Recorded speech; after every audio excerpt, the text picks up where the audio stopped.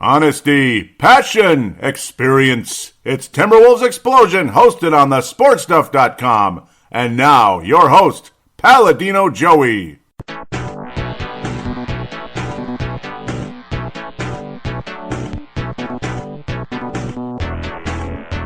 Hello again, Timberwolves fans. Are you ready for the explosion of Timberwolves basketball? I'm your host, Paladino Joey, or Joey Awajan. Timberwolves Explosion is available on the sportstuff.com, iTunes, Stitcher, and Double Twist. Nice to be back on board once again. Today, the Minnesota Timberwolves continue a fairly frustrating month of March. We're pretty much 500 so far, right? 5-5, and another split week. Some maddening losses in this one. Finished very strong with a franchise record 56 points by Karl Anthony Towns against the Atlanta Hawks, but again, a 2-2 week. We cannot forget about that part. Nope, we can forgive, but we can't forget. Losing to Memphis, really?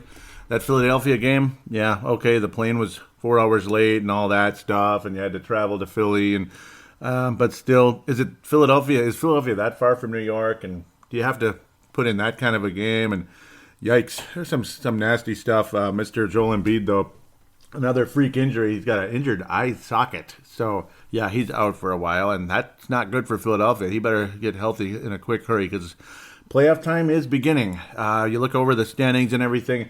Houston's pretty much going to wrap up home court advantage, I got to think, throughout the playoffs. Toronto still hanging on to home court advantage in the East. I would not be surprised if that is your NBA Finals, but of course, maybe you'll see Cleveland and Houston. You still might see the Golden State Warriors in the NBA Finals. Northern Cal guy. No, he's North Carolina guy because that's really where he's from. Del Curry, Charlotte Hornets, the original Charlotte Hornets.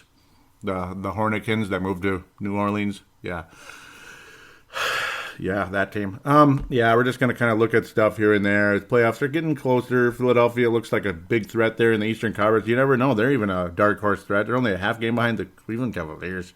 Weird. Detroit's 5 games behind Milwaukee. Milwaukee's pretty much going to wrap up that 8th seed. And there's your 8 teams in the East for the most part. Charlotte, New York, Brooklyn, Chicago, Atlanta, and Orlando all on the outside looking in. Of course, in the Western Conference, slightly different situation.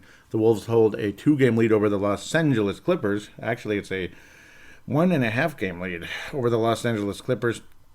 Again, we'll talk about Karl Anthony Towns' 56-point game. We'll also talk about those maddening losses. Memphis, what the bleep?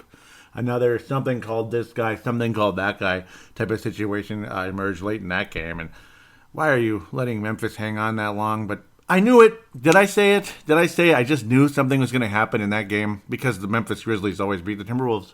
Pau Gasol always has his way. And then there's always some other guy, like JaMychal Green. I was like, who the hell is this? And he ends up being okay, and now there's another one. We'll get to him in a few minutes. Well, we won in Madison Square Garden, the 23rd of March. We won in Madison Square Garden. It's about time we did something there because they always seem to struggle there, too. 108-104 in a game the Wolves probably should have pulled away a lot earlier. And we didn't because the bleeping third quarter was the bleeping third quarter. The Wolves took the lead, hung on to it and all that, and then the third quarter was what it was. The New York Knicks hung on for a while. Karl Anthony Towns, a 24-13 type of game, almost fouled out in the game. Did have a few blocks, which was helpful. But generally speaking, not a very fun game to watch. Jamal Crawford had some fun from downtown, but didn't shoot that great. Andrew Wiggins didn't shoot well. Jeff Teague didn't shoot well.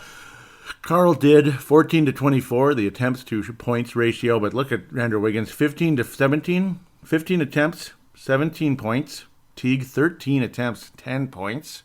Yeah.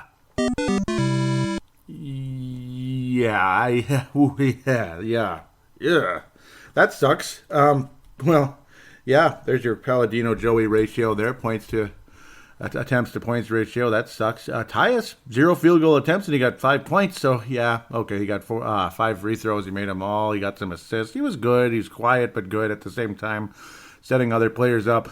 Not a very entertaining game. Not very fun to watch necessarily. Nemanja extremely efficient, though. 8 field goal attempts, 17 points. He was very effective, and he hit the outside shot. And he's setting other players up as well, and solid defense. Love what Nemanja Bjelica brought in the New York Knicks game, and it helped the Wolves emerge victorious.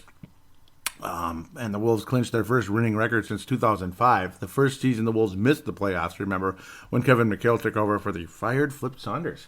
The Wolves went on a little run with McHale in the late stretches of that season.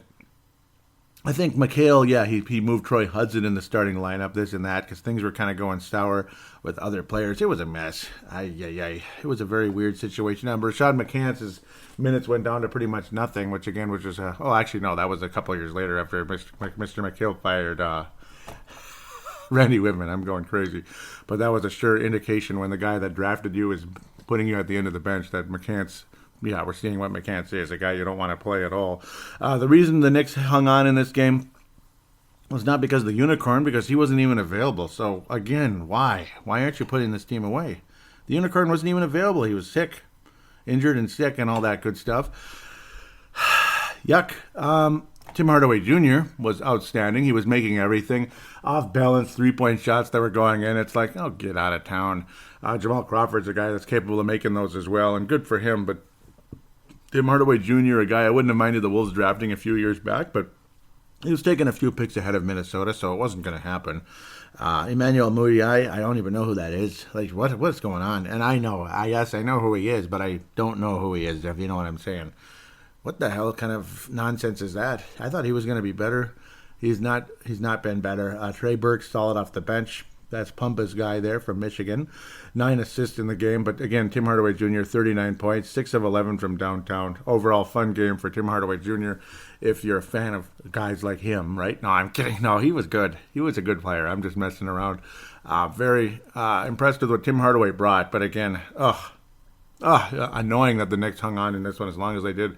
The Unicorn wasn't even there. Of course, that's Kristaps Porzingis for those of you that are like, I don't follow nicknames. Just tell me the real name, okay? Yeah, that's kind of how I am sometimes, but kind of. But I follow close enough that I know most of them. Joel Embiid, Mr. Instagram, I guess. Instagram, give me a break. What are you, 14? Okay, I'm just kidding. Why do we? I guess we're all guilty of some of these applications. Me, I guess it's just Facebook, Twitter, mostly for the shows, though, damn it. And my ranting. My occasional rants about this and that. The Philadelphia 76ers, speaking of ranting, something you would do if you're a Wolves fan, 120 to 108. The score does not reflect what an awful blankety-blank game this was. It was terrible. Happy birthday, Paul Tuniverse-Caniff. Saturday, March the 21st, 38 years of age. He's now tied with me, but then I'll take the lead again like I do every July. So, yep, it's a race Paul will never win. I'm a few months ahead of him there. So, actually, no, I'm over almost a year there in that sense.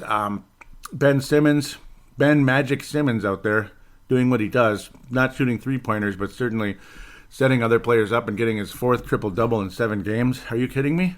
Nemanja, not so good. Taj Gibson, not so good. Karl, this is one of the worst ones for him. 15 and 15 when it comes to the old attempts to points ratio. Andrew Wiggins with his usual yuck fest, 17 and 16. And I can't say enough how much I love Andrew Wiggins, but you look at some of these indicators. I mean, this is an indicator of who's playing well. You know, I think it's a good statistic. I'm sure some of you out there do as well. Again, 17 attempts, 16 points. That blows. It does. It sucks balls, man. And, you know, I don't like to talk like that all the time, but that sucks. Jeff Teague, 1 of 8. So Jeff Teague with the Atlanta Hawks type of game, if you know what I mean, earlier in the season when he had like one basket made and 11 shots or something like that. It was horrible. 8 shots and 3 points. Karl, 15 and 15, though. Everybody sucked in this game. And Karl Anthony Towns, it looked like he was going to have one of those big emphatic dunks, especially that you'd see against the Hawks in a couple days. But Joel Embiid knocked it right out of his hand. Joel, it's so sad and frustrating to see this. As great as Karl Anthony Towns is, franchise player for the Timberwolves, and his defense has improved during the course of the season, all that. But Joel Embiid just owns him, and it sucks. That's hard to watch. Thank you, Tom Thibodeau, for extending your bench a little bit here. Not that it mattered or anything, but thank you for extending your bench.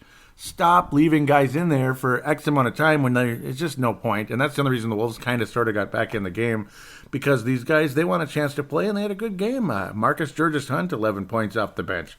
Jamal Crawford, 13. His minutes are about, the same, a little about 21 minutes. Tyus Jones got 25 minutes. I can't imagine why you'd take Jeff Teague out. Can't imagine why you'd take him out in this game. As good as Jeff Teague plays at times, he has games like this sometimes, and Tyus Jones should be out there. Yes, he's a plus 14, but of course that's a little fourth quarter rally when the Wolves are trailing by like 30 points. So we finished losing by what, 12. So, okay, well, we only lost by 12. But yeah, at least you got to see these guys play and play well. Gorgie Zheng with a double-double, which you miss seeing. Because you know it's in him. He even added a block and a steal in the game. 15 points, 11 rebounds along the way.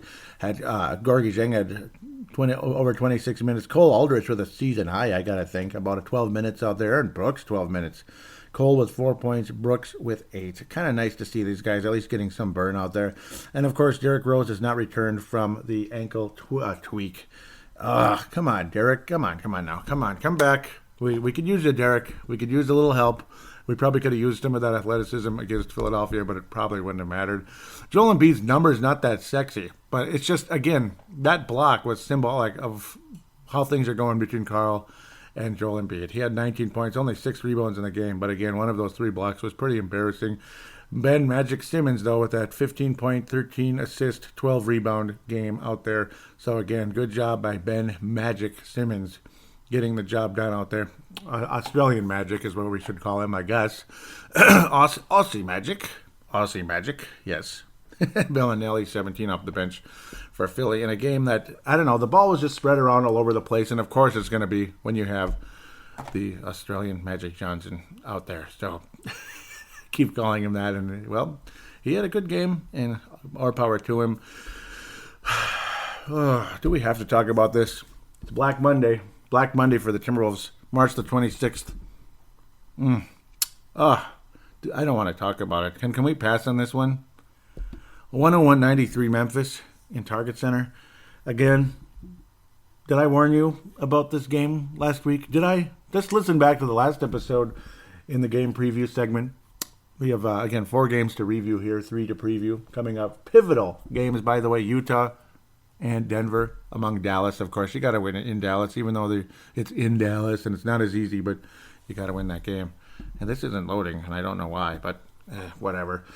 I don't even have to load anything. I saw what I saw. You saw what you saw. You saw Paul Gasol again have his way with Karl Anthony Towns.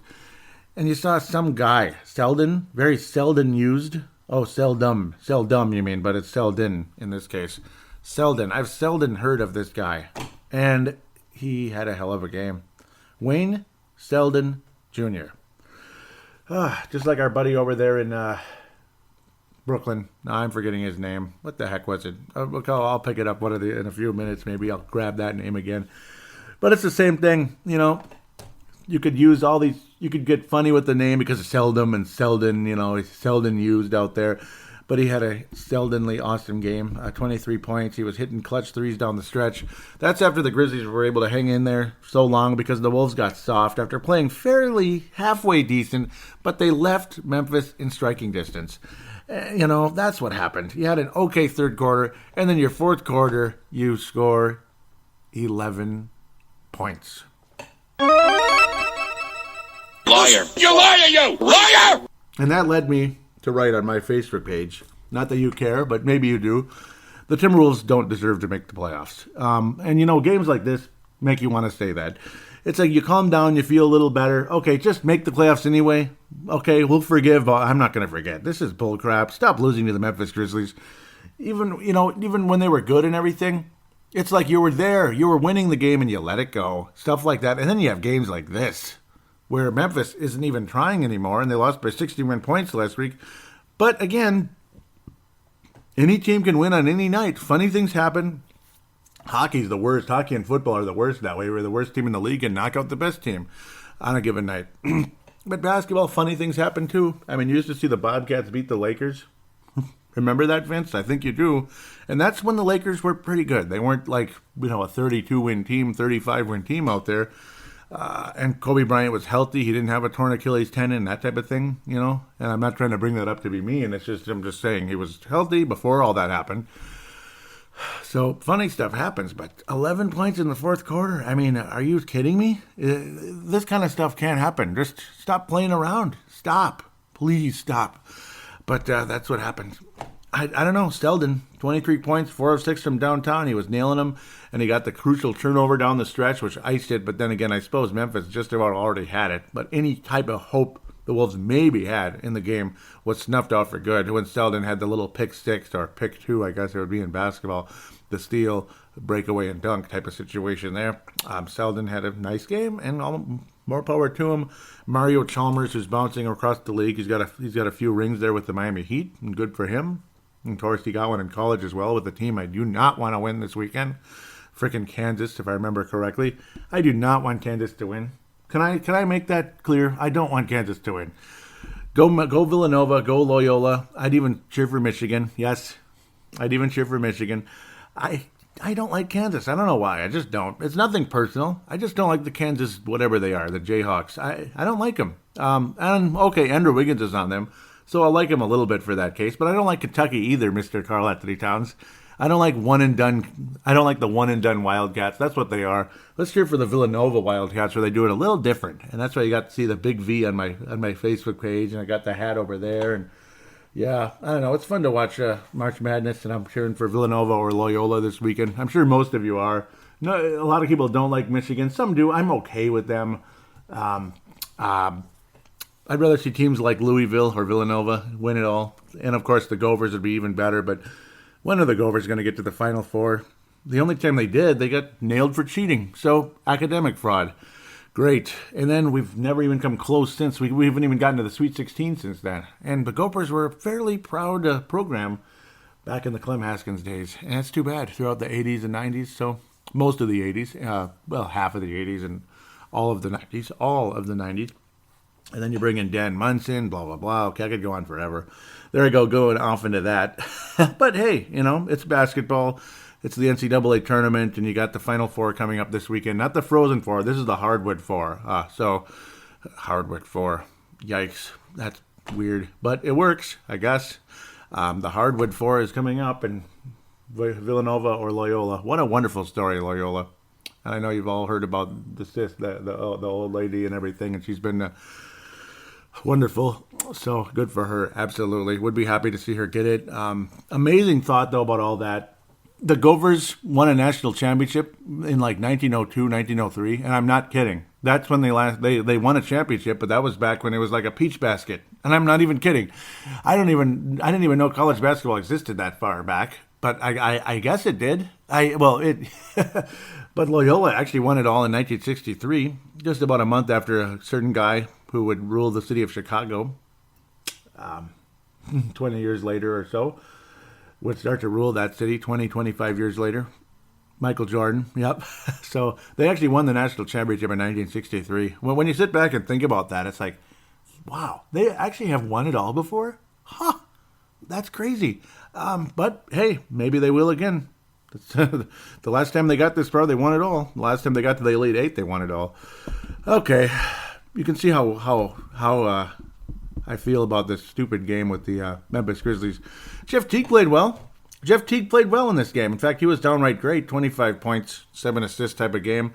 Getting that floater going, getting to the free throw line, making all of his free throws. Solid game. This is what you want to see out of Jeff Teague more than possible. More than you don't see it anyway.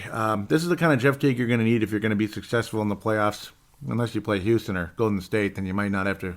It might not matter. Nemanja, I don't know. The guy has great games, then he has yucky games, and this was one of the yucky ones. 0 points. Yuck. But this game just, I don't know. Jamal Crawford had 30 minutes, and he shot too much. More field goals than made. More field goals than points, we'll say. 12-10 there. Yuck. Gargi Zheng barely getting any minutes. I don't understand this at all. Like, what's the point? I understand you're trying to keep the guys in the game, but maybe you should change things up a little bit, Coach Thibodeau. I don't understand you.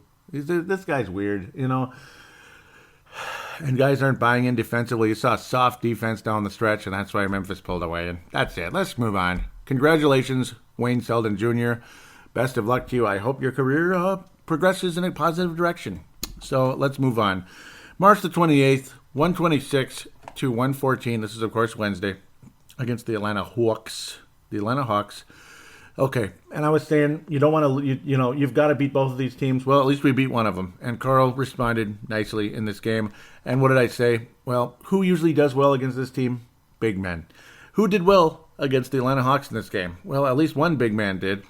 Taj Gibson wasn't as necessary. He only attempted 4 shots, so because Karl attempted 32. Shall we do the field goal thing again? Just for the hell of it. I know maybe you're getting tired of hearing about it by now. 32 attempts, 56 points. There were some clangs in there. There were some clanged shots, and of course, those are the, like you're watching very closely to see how Karl did as you're watching the game back again and watching this and that. You see I saw a lot of the clangs, which is funny, but there weren't that many. 6 of 8 from downtown. He was scorching the net there, 12 of 15 at the free throw line. You saw a play by Nemanja Bjelica that I think is very underrated. It was a Randy Moss adjusting to the ball type of catch and kind of volleying it to himself was Mr. Nemanja Bjelica as the pass was down kind of the sideline close to the basket in Nemanja's case. I guess on your TV screen it would be to your left. But Nemanja is right. You get the idea. Nemanja making a great, spectacular catch. That's Nemanja, of course, facing out, not facing the basket, but back to the basket, I suppose you'd call it. A spectacular job of keeping the ball, the concentration, keeping the ball in bounds, not letting it get away. And then an incredible quick pass to Karl Anthony Towns with an emphatic dunk. I mean, that was the most awesome play of the game. And Nemanja deserves a ton of credit. That was one of his 3 assists in the game. But again, 56 point, 15 rebound effort by Karl Anthony Towns. Very few have achieved numbers like this in a single game. Outstanding.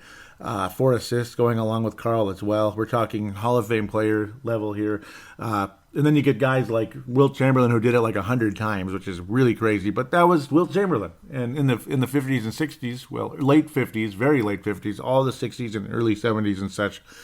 But more of with his Philadelphia 76ers days, now with the Lakers, Mr. Wilt Chamberlain would have crazy. He averaged 50 points a game in a season. So along the way, so 50-point games were not very rare for a guy by the name of Wilt Chamberlain. So that was a different situation. He was the first Shaq, basically. Just imagine a Shaquille O'Neal in an era where guys were kind of slower, skinnier, and stuff, and then you get a Shaquille O'Neal type of guy out there, not quite as big as Shaq, but big enough in comparison. And, of course, the talent going along with the size and Wilt Chamberlain. And that's what you get. You get 50-point type games, 50-point, 30-rebound type games. Insane. Unbelievable. And Karl Wilt Chamberlain Towns had an awesome game out there. A Wilt Chamberlain type effort by Karl Anthony Towns, and it was really awesome.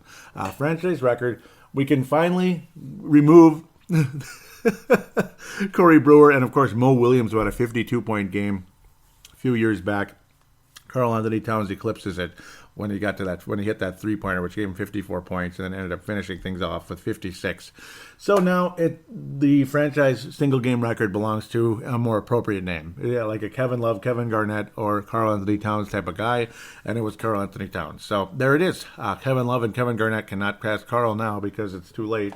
I don't see Kevin Love getting 60 points in a game, and Kevin Garnett's, he's 42 almost in May. So, yeah, that's not going to happen. So, yeah, wonderful game. Really fun to watch. Nice to see Karl take charge in a game, and not only take charge, just dominate and have fun against a team that doesn't really defend well down low. They're not that intimidating. I wish Karl would stop getting beat up by guys like Pau Gasol. And again, easy for me to say. I wouldn't have an easy time with Pau. I just called him Marc Gasol down low. And Pau Gasol, too, by the way. Pau Gasol has owned us, too, for like 15 years. But Marc Gasol just owns us every bleeping time we play them.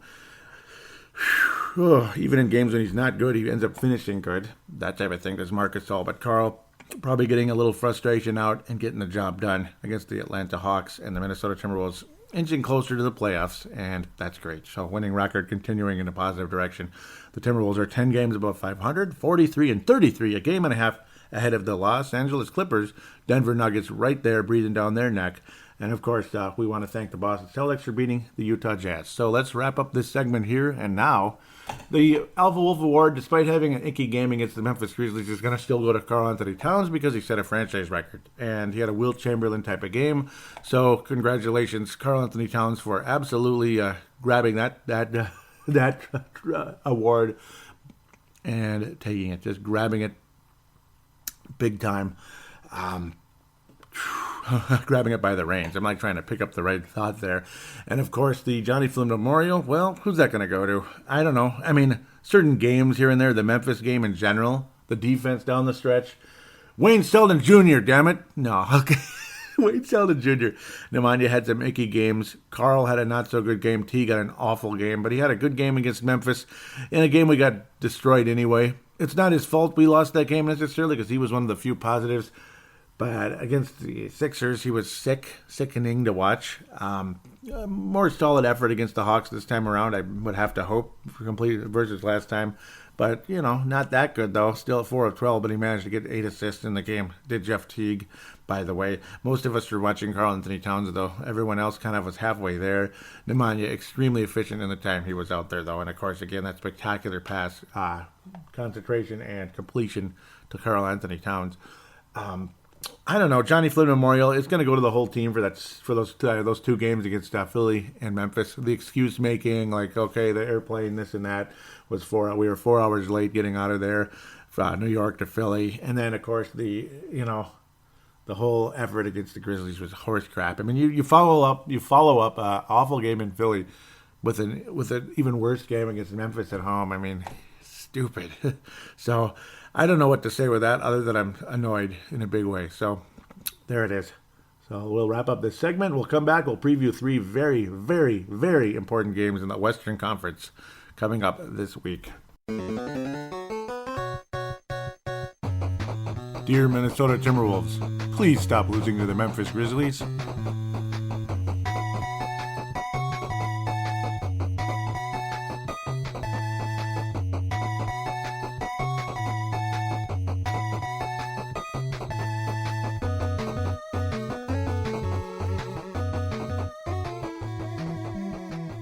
And we are back here on Timberwolves Explosion, segment number 2. 3 games to preview, like mentioned before. Minnesota Timberwolves head to Dallas, Texas to play the Dallas Mavericks on the 30th of March. That's today. We wrap up the month of March. There is one more day tomorrow, but of course, no game.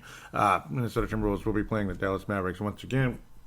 Of course, you would hope a very winnable game, but is it? Well, we'll just have to wait and see with that one, won't we? Yeah, our history there is good sometimes not so good. As luckily, so far this season, the Timberwolves have actually been sweeping the Dallas Mavericks. So far, Minnesota 3-0 against the Mavericks on November the 4th. Minnesota wins 112-99 over Dallas, 111-87 over the Mavericks on November the 17th, and then most recently, December the 10th. It's been a while, 97-92 in Target Center. Of course, the second one there was in Dallas, 111-87. I think the Wolves' chances of sweeping the Mavericks are decent. It's not the easiest game ever, but, well, take care of business. Let's beat this team. Let's sweep the Mavericks for the first time since, God knows, it's been forever. So, it'd be nice to see the Wolves finally get that done.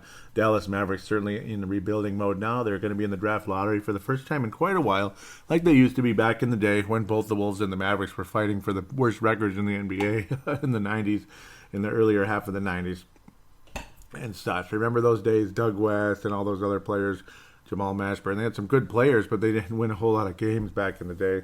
They started to get better over the course of time. Dirk Nowitzki has played all 74 games, so good for him, averaging a little under 25 minutes a game, 12 points. Is this finally it for Dirk Nowitzki? I got to think he's pretty close. He's got to be getting close. He did have an extension last year, but is this it? Dallas won out of their last 5. They lost 3 in a row to New Orleans, Utah, and Charlotte. Beat the Sacramento Kings by 6 in Sacramento. Not too bad. And then lost by 10 to Vince Germano's Lakers there. And then now, of course, host the Timberwolves. So there you go. Doug McDermott and all that with the Mavericks. Well, he was traded. Devin Harris has played some games, missed some games. That's another guy from the past, blast from the past there. Dennis Smith Jr. has missed a few games, but when he's been out there, he's been good. Harrison Barnes, just one of those guys who's a decent player, but leading a bad team in scoring. Nerlens Noel off injured. He's only been in 28 games, and he's been fairly invisible, unfortunately. Maybe he could be easy to acquire at some point, but would he even be worth acquiring if that's all you're going to get from him is like 30 games a year or something? So no excuse. The Wolves need to get the job done. Wesley Matthews and such, Most recently, Wesley Matthews not been good against the Wolves, but in the past he'd been very dangerous, very frustrating, particularly in the last win by Dallas over Minnesota last season in Dallas, Texas. Minnesota should sweep this team. JJ Barea in his feisty little whatever. He likes to shoot the ball. He's a solid player. He likes to put up shots, sometimes ill-advised ones, sometimes good ones, attacking the basket, getting the job done. But I think the Minnesota Timberwolves will ultimately sweep the Dallas Mavericks, and I think there's no excuse, quite frankly. Minnesota needs to go on a run here, a little run to ensure they make the postseason here. Go 2-1, 3-0 this week. I hope so. Obviously, none of these games are easy, but this is one you need to win. You need to get the job done, get your 44th win of the season, get that much closer to the postseason. Minnesota, of course, Karl Anthony Towns has been the leader. He's been the star, and that's pretty much all there is to it throughout the course of the season. Andrew Wiggins, is he going to get 20-ish? I'm not sure, but there isn't a whole lot of threat down low. There's no reason to believe that Karl Anthony Towns won't have a good game. He's had some good history against the Mavericks for the most part. In fact, he did last time around with 28 points and 12 rebounds, stuff like that. Jimmy Butler was solid in the game, but Karl Anthony Towns was definitely the main reason the Wolves won the game, I'd have to say, and I expect the same moving forward against the Dallas Mavericks and such. So let's try to move forward ever so slightly. Pardon me for I always have a frog in my throat, it seems like, which is not very helpful at the end of the day. As now we move on to Sunday. Happy Easter. Minnesota Timberwolves will host the Utah Jazz on Sunday, April the 1st, Easter Sunday. Utah Jazz, 6 p.m. game. Not bad. We'll at this point know who the final game is. April the 2nd, Monday, April the 2nd. Villanova versus Loyola. That's right, Villanova versus Loyola, or at least I would hope so. Ricky Rubio and the Utah Jazz, and we'll see what happens there. Donovan Mitchell and such. It's, what do you say? Can the Wolves win this game? Yes. Will they? I don't know. It's been a pesky, annoying little matchup for the Wolves for forever, and now even more annoying of late. I hate this team, man. I hate the Jazz. But then again, I guess the Wolves had beaten them twice. And let's close out the season series. I figured the Wolves would lose in Utah on the 2nd of March and then close out the series and win it on the 1st of April. And I'm going to stick with that. Why don't the Wolves just go out there and get the job done this week? The home game, this and that. No excuses. Utah and Minnesota has been fairly close. Of course, Minnesota winning by only 3 on the 20th of October, way back earlier, the second game of the season. 109-98 on November the 13th. Minnesota won that one. And, of course, Utah in a very frustrating game that got pretty feisty. Jeff Teague, Ricky Rubio, and others March the 2nd, 116-108. Kind of a yucky game, but very cool jerseys by the Utah Jazz. Donovan Mitchell, slam dunk champion and future star player, at least potentially, in this league. Rodney Hood, who's, of course, been traded during the course of time. He's been all over the place, of course. What do you do now with this team? Of course, Rodney Hood now on the Cleveland Cavaliers. He was a nice player for Utah, but he's no longer there. He's been a 15 points a game kind of guy through most of his career. He was even better in Utah. Rudy Gobert, 14 points, 11 rebounds, and multiple blocks every game, every night. Ricky Rubio, so far this season, he's only missed 4 games this year. He's been very steady in that sense, but the numbers are the same. It's the same. He's had some good games here and there, and then other than that, it's the same thing. It all comes out to the same thing. About 5.5 points, or 5.5 assists, and about 12 or 13 points to Ricky Rubio. It's all relative, folks. So all of you getting mad that, Ricky's gone, and now look at him blowing up in Utah. No, he's not. He just had some good games like he had some good games here. And there's nothing wrong with having the good games, but let's not kid ourselves that Ricky Rubio is suddenly way better in Utah than he was in Minnesota, because he's not. Field goal percentage from downtown, he makes 1/3 of his threes. Exactly. 3.3. So, and 40% from the floor. Okay, he's better than 30-something from the floor. But, hey, that's about what he has always been, about 40%, and that's what he's shooting from the floor now. A little under 41%. Okay, so it's kind of like it is what it is and whatever. It's a mix of some good players and some not so good players. This team gives a good effort, though, and of course their coach, very solid, very strong. Quinn Snyder out there, obviously one of the better coaches out there, underrated, under the radar and all that. Utah's always been under the radar, and of course the city of Salt Lake City, the scenery and all that. Talk about underrated. Like, people talk about this place, they talk about that place. Salt Lake City is a place I'd like to visit. Absolutely. I think it's beautiful. I would love to go see that place. Anything you have seen of it, photographs, this and that, videos, and all that, it's amazing. And I don't know, I think the city is underrated. The team obviously has always been under the radar. Like when the Utah Jazz played the Chicago Bulls in the finals, it's like, screw the Jazz. But of course, Stockton and Malone didn't do themselves any favors throughout their career. Not the friendliest guys in the world, and kind of chippy out there on the floor as well. But Karl in his early career was quite the spectacle out there. Very, very amazing to watch.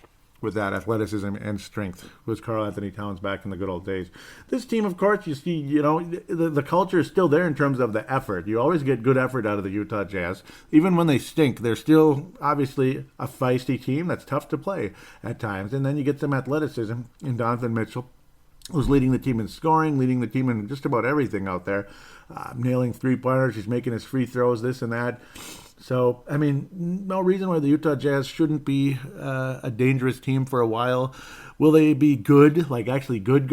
I don't know. I think they need another piece or so to actually be kind of a contender out there, especially in this conference. Good luck. They need another piece, and they don't have them yet. I think the Minnesota Timberwolves will win the season series. Karl Anthony Towns, Andrew Wiggins, blah, blah, blah. It's like, where do you go with this one? I have a feeling somebody like Nemanja, I have a feeling like Taj Gibson, Nemanja, one of those two guys is going to get 20 in this game. They're going to stand out. Nemanja is going to have one of his efficient type of games. He's going to hit some threes and set other players up. Karl coming down the lane for those emphatic dunks, this and that. Karl will probably lead the team in scoring, but one of those two guys is going to be one of the major keys to this game, in my humble opinion, and that's where I stand with this one. Minnesota's going to win the game. I had the Wolves beating the Dallas Mavericks. I didn't say the score, though, and I apologize for that. Let's go with 108-99 over the Mavericks. Over the Utah Jazz, let's go with like 103-100. Very close game, but Minnesota will win. Nemanja Bjelica hitting clutch threes in the fourth quarter, I think, will be one of the major keys to Minnesota victory. I can see something like that taking place in the game. Maybe Jeff Teague has a big night, but I don't know. We can't always count on that happening. The Denver Pioneers. No, I'm kidding. I don't want them around. The Denver Pioneers. That's obviously college hockey. Not a big fan. Minnesota Timberwolves return to TNT in high-flying Denver, Colorado. And then we head again the next night to Vince Germano's Los Angeles Lakers, with Chick Hearn leading the way there. And, of course, other players also. Yeah, well, obviously they have their own team and such. Denver Nuggets hanging on, trying to make the playoffs, and I have a feeling this is not going to be a win. Minnesota's history in Denver has been quite checkered for decades. It's all over the place, but so far this year, Minnesota's been very positive against the Denver Nuggets. Right now, we would at minimum split the season series if we lose both of these upcoming games. I think Minnesota's going to go 1-1 in the upcoming games. I think Minnesota would win on April the 11th against the Denver Nuggets. By then, hopefully the Nuggets are out and the Wolves are in. But I think Denver's going to make things interesting. On the 5th of April coming up on TNT national broadcast there. A late game, 9:30, which is always fun to watch coming home from work on a Thursday night. The Denver Nuggets will win the game, unfortunately. We've had some pretty entertaining battles with this team over many years. 111-104, Minnesota defeated the Nuggets in Denver on the 20th of December. And then just exactly a week later, wow, 3 Wednesday games and 1 Thursday game. That's kind of funny with the Nuggets. It's like it's hump day with the mountains. Okay, whatever that means. But you know how their logo is a mountain in the middle? I guess it's because we play them on hump day. I guess. 128, whatever that means, right? 125, pardon me, over the Nuggets most recently on the 27th of December. This team scares me. I don't think we're going to win the game, unfortunately. We're going to go 2-1 this week. Maybe we win this one and lose one of the other two. Who knows? Like the freaking Jazz game. Or freaking Dallas. That would suck. Paul Millsap. Well, no, we're not going there right now. Jamal Murray. Strong. Solid. Love what he's becoming in the NBA. Drafted after Chris Dunn, and he's becoming a solid player. Gary Harris went healthy, and he's been healthier now. Thank God for that. Well, bad for us, but good for him. 40% from beyond the arc. Gary Harris is just, he's one of those guys again. I say this every time I mention his name. I just get a smile when I say the name Gary Harris. He's that kind of guy, if you need a shooting guard, you need Gary Harris. Gary Harris, you look up shooting guard, and I don't mean like because he's a star, but because he defines the role. He is a legitimate shooting guard who can make shots and get the job done. Almost 18 points a game in the 65 games he has played, so do the math. He's missed 9 games this year, about 35 minutes a game, and he's moved into that starter role. He's not coming off the bench. Jamal Murray's minutes continue to increase.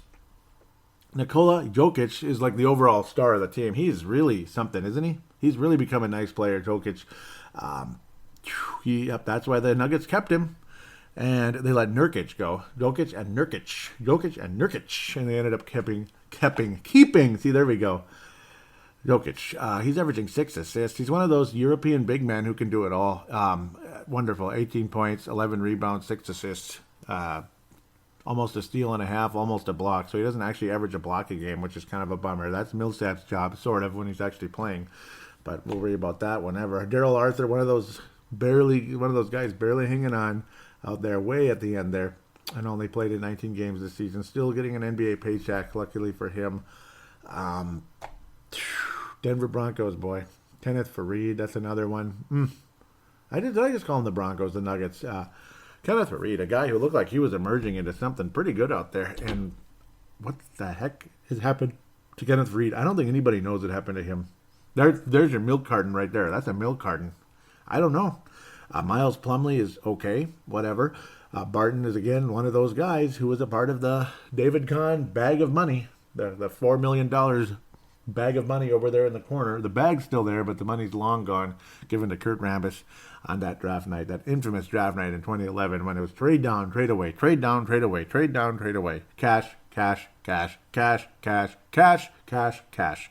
So, yep, you just trade down, and then the cash fills the difference. And eventually, okay, there you go. Now we could pay off Kurt Rambis. There you go. So we saved the $4 million because we're losing 20 a year, which the Wolves were doing back then. Now I would hope things are a little bit better for the Minnesota Timberwolves, the business there. Denver has won only 2 out of their last 3. It's hurting their chances to make the postseason, but their schedule hasn't been very helpful either. 149 to 141. What the bloody hell is that? That's a regulation game. Miami scoring 149 against the ever-talented defense of the Denver Nuggets, I suppose. The Nuggets, though, in back-to-back games, now, of course, there was a day off in between, they scored 141 against Miami and then scored 135 against the Bulls. Zach LaVine, hey, man, put a body on somebody. It's all his fault. It's all Zach's fault. His defense sucks, right? Well, it's not really good, but I hope that's not all his fault. 135 against the Bulls. They beat the Bulls by 33 bleeping points in Chicago. Oh, ho, ho. And they beat the Washington Wizards in Washington. That's pretty good. And then again, crushed by Philadelphia and beat in a close game in Toronto, most recently on the 27th of Marzo. That's Spanish for March, by the way. Until they play the Wolves, it'll be Oklahoma City at Oklahoma City. Milwaukee and Indiana coming up. Denver's schedule is not very friendly. Upcoming Minnesota schedule a lot nicer. It's a lot nicer coming up. Unfortunately for Denver, though, they're going to have to play us again, and I think we'll bury them on the 11th. But Denver will live to see another day with a victory over the Timberwolves.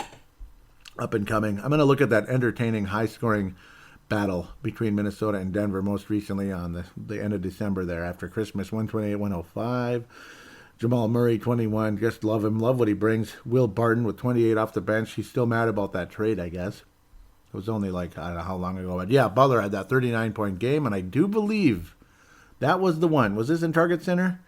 Yes, I think this might have been the game when Jimmy Butler said, "You cannot bleep with me. You can't bleep with me." This might be the game. I can't remember. I don't know if that was Portland or Denver. I think it was Denver.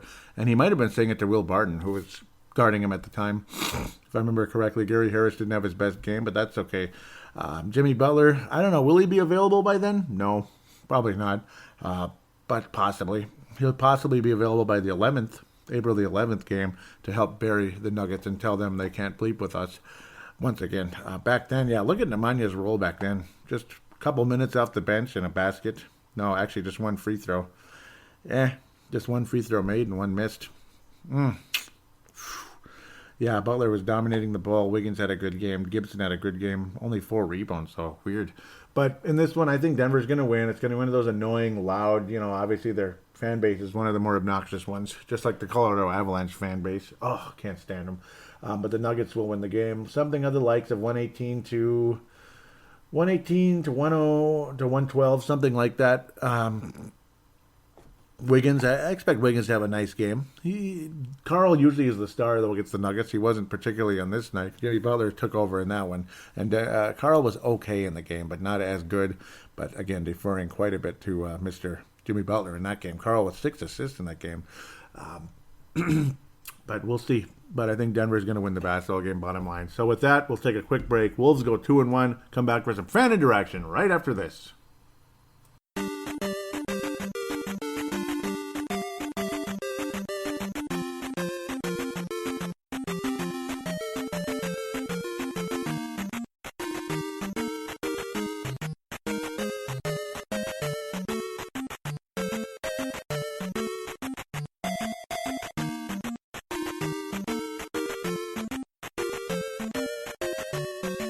And we are back here on Timberwolves Explosion. Final segment for this week. Fan interaction coming right up, ladies and gentlemen. So, I want to thank everybody for retweeting over there. At Wolves Explosion is the Twitter account. At Wolves Explosion, because Timberwolves Explosion doesn't fit, but we can type a lot more characters than we could before. It's like double now. Okay, that's old news. Let's move on. Vince Germano, Tanae Brown, and Levi Brown all retweeting the show. Vince Germano out of Melbourne, Australia. Tanae and Levi out of New Zealand. Thank you guys for retweeting the show. Logjam last time around. This one is the Maddening Split. And it was maddening, all right. Let's stop making Joey mad and making ourselves mad. Levi Brown tweets myself and Tanae about the Shabazz Muhammad box score there from John Meyer, the Daily Wolf, at the Daily Wolf. Shabazz Muhammad, along with 21 points, 5 rebounds, and 2 steals in 21 minutes, had 3 assists tonight. 3! Wow! Yep. And Levi says, Baz dropping dimes, yeah? 3 assists. Yep, because Baz is a black hole. He doesn't pass, but he did in this game. And good. You know, Baz, that's one of the things that people probably don't like about you very much. You're kind of like, oh, I got the ball, I have to shoot it. Regardless where I am on the floor, what angle I have on the shot, and who's on me, and how many of them are on me, I'm just going to shoot the ball because that's how I roll. All offense, baby, all offense. Well, Shabazz, you outdid yourself. You got 3 assists, and good job. And thank you, John Mayer and Levi there for passing that on to myself. Appreciate that. Levi continuing one here from John Krasinski. Johnny K. Johnny Athletic now. He's not AP Krasinski anymore. He's Johnny Athletic now, as they say on KFAN and others. The Athletic. Man, wouldn't I like to be on that page? Oh, man, that company. Man, Timberwolves Explosion. Joey Athletic on Timberwolves Explosion. Yeah, that'd be nice. Maybe I'd actually be making something finally.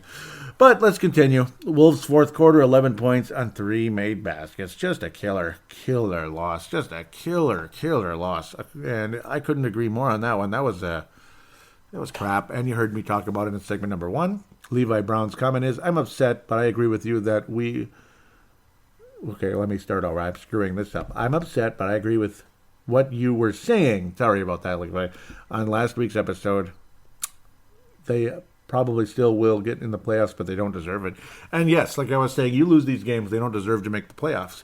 And yeah, that was a bullcrap loss. That was like, just shut up and take my money type of thing. That's almost what that was. I mean, really, Yep, that's what that was. And yeah, I think they're going to make it, but God. And then Vince Germano continues this one as well. Also from Johnny K. John Krasinski. John Krasinski's quote here was Thibs said they talked extensively today about not taking teams lightly. And then Tom Thibodeau says, learn from it and get ready for the next one. We can't look backwards.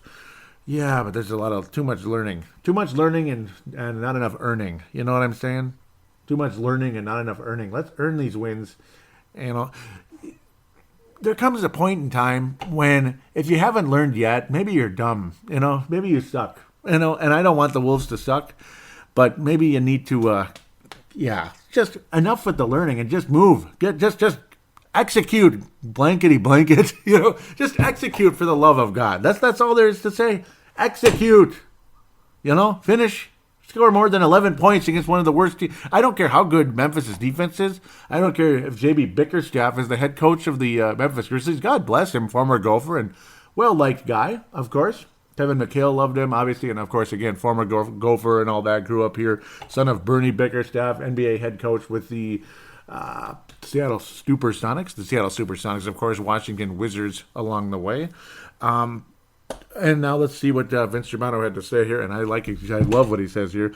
If we had $1 every time we talked about the Wolves doing this, losing to teams they should beat, yeah, we would be very rich, Vince. I mean, we would be wealthy because this continues to happen.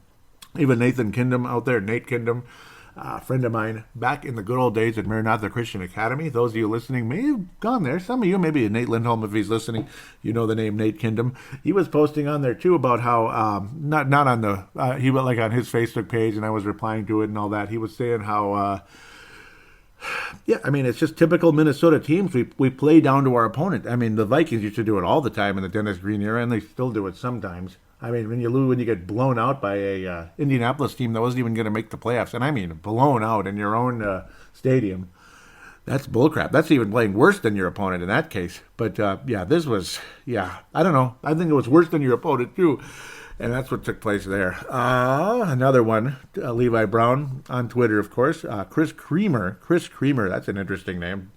Chris Creamer. Cool. He was saying at least 7 NBA teams will wear classic throwback uniforms in 2018, 2019. And there's some cool ones, like the Atlanta Hawks one is way, way, way back in the old days. Way back when it was kind of this, this is what brought Atlanta to wearing blue, but this is more like that baby blue color, that almost periwinkle-ish blue with red. And the Charlotte Hornets with the striped logos. Come on, where am I? Let's go where I need to go here. I'm going to navigate. Little navigation here. Yes, let's get the Google Maps here to figure out where the heck I'm going, because I'm too stupid to find my way. Okay, I'm just kidding. That's, I think, what is going on out there. I think that's exactly what's going on. Yeah. And I'm not ripping people. I'm just saying I think that's what the plan is. But I'll leave that under wraps. If you heard me, good for you. Atlanta Hawks, that's back in the old days. This might even be St. Louis Hawks, quite frankly. I think it is, unless they had just moved there. I think it's a St. Louis Hawks jersey, actually. Yeah, I think so. Because I think so, because the Atlanta Hawks, they wore that lime green and blue. That sounds familiar, doesn't it? Lime green and blue. That sounds eerily familiar. I can't imagine where I got that from.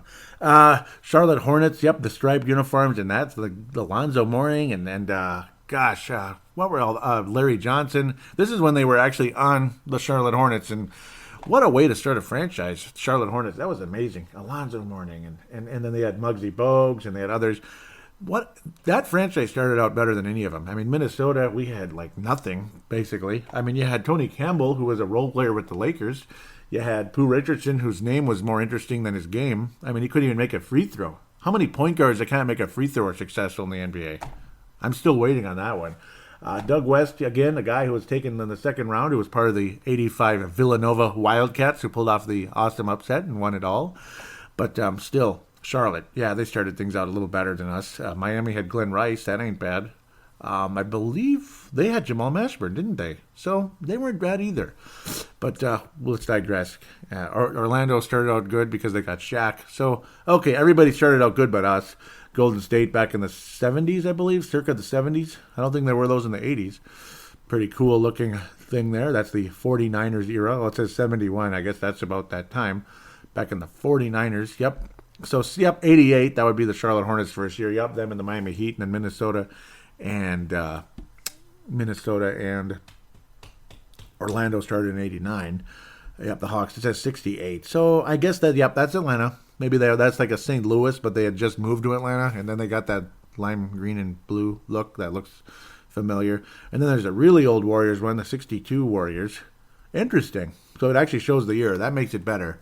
Actually, I think that's freaking awesome. The City, 62. Yep, that's the old days, and they wore that. But wasn't it a broken bridge? I don't know why the bridge was broken, but it was broken. Why am I still seeing the same stuff here? Come on, people. Hickory. Who the heck is Hickory? Well, go Hickory. Yeah. Oh, that's the Pacers? The Hickory? Yum. Smoked Pacers, I guess. And then the Wolves wore these in 96, 97. Yep, there's the Wolves ones with the trees, and that's the Kevin Garnett's second season in the NBA, Marbury's rookie year. It says 97, but it was 96, 97. Remember? That was the year the Wolves actually first made the playoffs, and who was the team that was the Wolves had to eliminate to officially make the postseason? The Clippers. Sounds familiar, doesn't it, all these years later? Sounds eerily familiar. I can't imagine where I'm getting that from, but an Orlando Magic. Yuck. No, I'm just kidding. Yeah. Oh, they're okay. Why does it say 97, though? They didn't start playing in 97. Shame on you. The Wolves started wearing those jerseys in 97. Orlando. Yeah, this Orlando jersey. No, that's the original, right? I don't remember. Damn it. Oh, well, we'll continue. Cool stuff, though. Cool stuff. I'm glad you brought this up. I love looking at retro jerseys of the Utah Jazz 79. That year sounds familiar to me. And that's, I believe, it. I don't think there's more. Is there? They should have like the 80s Hawks jerseys, though. Is there a better jersey in NBA history than the 80s Hawks? The 60s Hawks? Okay, sure. The late 60s there. You know, when Robert Kennedy was running for president before bad things happened to him, unfortunately. Those Hawks jerseys were freaking awesome. Like 88, you know, Bird versus Wilkins, all that. You tell me you don't like those uniforms, and I'm going to slap your face. They're the best uniforms of all time, in my humble opinion. Best NBA uniforms ever. The only one that competes in them is the Seattle Sonics, Supersonics, you know, from late 70s to like 94, 95-ish. And then they got those weird, like, red and green, like, pre-Minnesota Wild colors. Yeah. Anyhow, today Brown continues to should have brought the original Timberwolves ones or even the Muskies. Yes, I like them better than those Trees ones. The Trees ones are okay, and it's good memories because that's when the Wolves started to get good, and you had Marbury and the excitement. Oh, my God. The kids, you know, Garnett and Marbury. And then you had Tommy Gunn right between the eyes, Tom Gugliotta with the barbed wire. You had this fill-in center who had a really good single season, Dean Garrett, who was fun to watch. This one center who was just okay. But he was all right. So, original Wolves would be my top choice, even though they stunk big time the whole time. But, well, you know, you got to start somewhere, right? So, oh, man. Oh, yeah, that would be cool. Then we're going to move on to the Facebook page. At first, we'll give a quick shout-out to Flips Army. Facebook.com/Flips Army. Do look that up. Give that a like and a follow if you could. Trevor Wickerin, kind enough to allow me to post links to Timberwolves Explosion on that Facebook page. They have nice in-game threads and other conversation about anything. Could be the uniforms, could be God knows what, but NBA related, as long as it's not celebrating how great the Warriors are, because we're happy for them. You know, that's great. Let's move on. Oh, I want to say something quick too. I liked what Garnett said about Michael Jordan. Thank you, Kevin Garnett, for defending Michael Jordan the way you did, and how Michael Jordan. He was the first guy who would come into camp in shape the way he did, and it changed the league forever. Of course, Bird and Magic were the guys that officially really started changing things. They were like the George Washington and Thomas Jefferson of the NBA, quite frankly, in terms of, you know, it went from a league that was filled with, you know, drugs and problems, this and that, and the league was falling apart. And then you get Thomas Jefferson and George Washington coming in there. Yeah, Larry Bird and Magic Johnson, Larry Bird, and that changed everything. And then Michael Jordan was a guy who escalated it to the next level. And wow, and the NBA, every single player today, at least owes some respect to those guys in a huge way. I mean, those three men, changed the league forever. Of course, you had the continuing boom years of Hakeem Olajuwon, Charles Barkley, Patrick Ewing, Karl Malone, John Stockton, and then eventually Sean Kemp, Gary Payton, Patrick Ewing, if I mentioned him already, David Robinson, Hakeem Olajuwon. My God, yes. That was an amazing draft, by the way, the 84 draft. But, of course, there were some busts in between, guys that missed out on some of those studs. And you can name many more. Dominique Wilkins, yes. Dominique Wilkins is a huge one. He was in between Magic and Magic Bird and then Michael. You know, that whole, yeah, he was like in the in-between part there. Let's continue. I think this is all there is, and I'll come back to it. I'm going to jump ahead. Okay, yep, all there is about this 56-point game, but a little teeny bit of conversation, which I greatly appreciate. I said 56, I'll just leave this here, and then it generated conversation because people knew what I'm talking about. And Vince Germano says something I couldn't agree with more. Vince Germano says at least Mo Williams doesn't hold the record now. Yes. What a joke that was, and hell yes. Ali Sidikai says beast. And then Levi Brown. Ali Sidikai is local. Vince Germano out of Australia there. Levi Brown, as mentioned earlier, out of New Zealand, says nice way to recover from the Memphis beating. Also, Memphis beat the Trailblazers, which is really good. Really helpful. Scott Doherty posts 56 points. New franchise record. And nice graphic there with Karl Anthony Towns getting the job done. And boy, did he ever. That was awesome. I was saying, did somebody say Alpha Award? Well, yes, you got it. And then Scott Doherty says, thanks, Boston, as they were able to take care of business against the Jazz and keep the Wolves ahead of the Jazz so we don't have to get swept by the Rockets in the first round. I don't really want to play the Warriors either. Let's play Portland. That would be an entertaining series. I don't know if we'd win, especially with Portland having home ice advantage. Home ice, right? I love saying that. Yeah, I love when Dan Burrell says that. L.A. Sidikai says, wraps up this section, says also 15 boards and 6 of 8 from 3, and that's for damn sure. Just efficient. Is there a word efficient there? It is. And talk about efficient. 1 hour. Exactly. I can't believe it. That's awesome. Of course, it's going to go slightly over an hour, but because I'm going to give a quick shout out to the Courtside Podcast, I want to thank Vince Germano, Hank McCoy, of course. Hank McCoy is actually Wayne Hunt. Wayne Hunt is the alpha dog there. Vince Germano. Wayne Hunt is out of Sydney, Australia. I believe Stu Benson is as well, if I remember correctly. Vince Germano out of Melbourne, Australia, in the Victoria Providence there. Great guy, just a legend, as they say in Australia. That's one of the things they say when you say a great guy, they say legend, and that's what Vince is. Hank McCoy, love you too. And I keep calling him Hank McCoy. It's never gonna get it out. It's a nickname, and his real name is Wayne Hunt. Wayne Hunt, Wayno, and Stu Benson as well. Check out the Courtside Podcast, an awesome show. They do not, and I mean they do not just focus on their teams. This show is a Timberwolves show, but I do branch out into basketball as well. It's funny how a lot of the guys there, like Wayno and stuff, they say stick to just the Wolves in terms of, well, when it's stated the Wolves, but I can branch out into NBA as well, and I'm always talking about other things. I'm talking about NBA history and, of course, Jordan and all these other guys. I've been branching all over the place today, and I enjoyed the hell out of this show. Man, this is a fun one today. I hope you enjoyed it as well.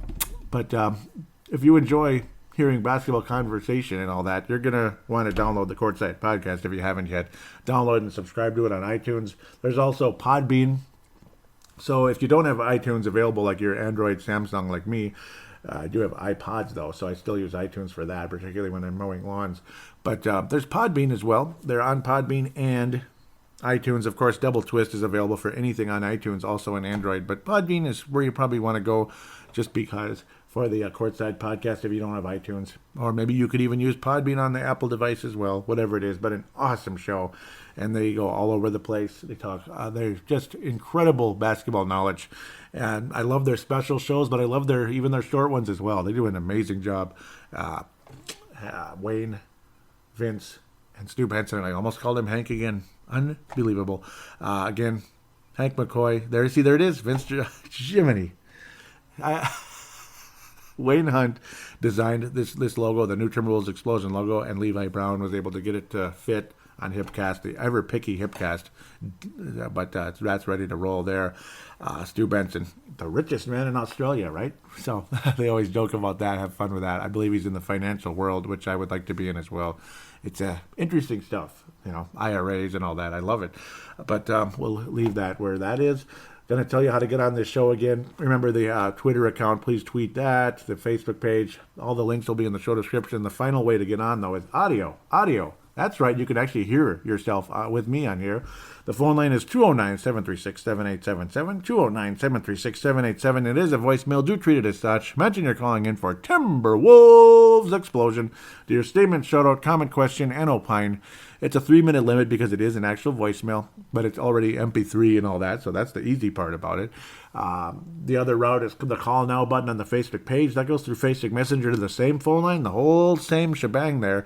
And then the final route is the audio submission route, which you can use any smart device on the planet, the free voice recording application. Treat it like a phone call for 3 to 5 minutes, whatever it is, whatever you want to do. Some people have a little green light to go longer, and that's a good chunk of you, I suppose. So just save it and email it to paladinolive@yahoo.com, paladinolive@yahoo.com, and then I convert it into an MP3 file thanks to Zamzar.com or Converto, whichever works, whichever is necessary, depending on the type of file that's getting sent my way. So thanks again in advance. please do write a positive review on iTunes or Stitcher if you could, if you want to help the show, and it's greatly appreciated if you could. And I will thank you on air when I do see it if you're able to do that. Would appreciate it so much. It only helps this show in a huge way. All right, so hopefully the Wolves can continue in a positive direction. Stop screwing around. It's been a 500 month. Oh, let's finish above 500, please, for the month of March. Move forward, and let's take care of business here this coming week. We'll talk to you soon.